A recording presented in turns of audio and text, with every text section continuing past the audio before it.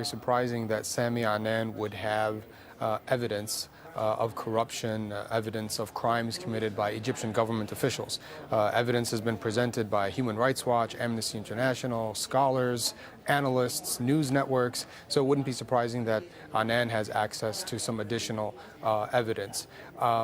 What I think this underscores, though, is the extent to which that there is a schism inside the Egyptian power apparatus.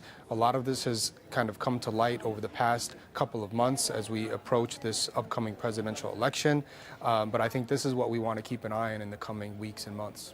U.S. Secretary of State Rex Tillerson, when he was in Cairo, was asked about what was going on with the election in Egypt, and he made some sort of bland comments about the U.S. wanting to see democracy and basic human rights in Egypt. His counterpart, though, the Egyptian foreign minister, more or less told the U.S. to butt out, that it was Egypt's own business. What are we to make of that?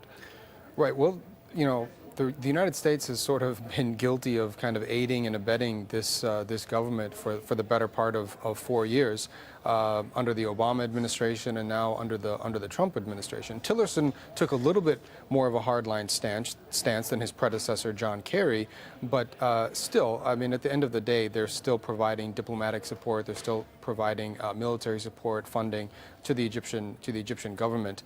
But there's no question about the human rights record. There's no question that Egypt has regressed on a number of fronts.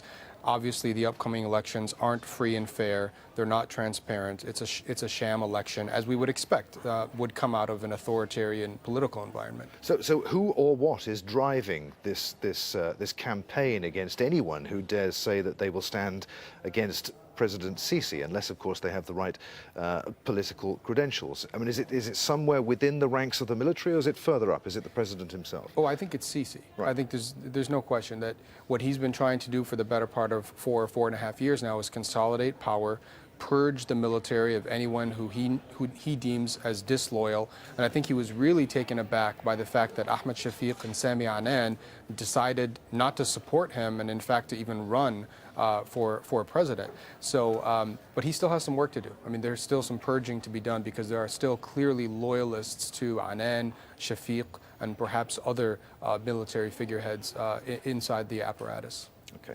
Mohamad, really good to talk to you. Many thanks. Mohamad Elmasry there.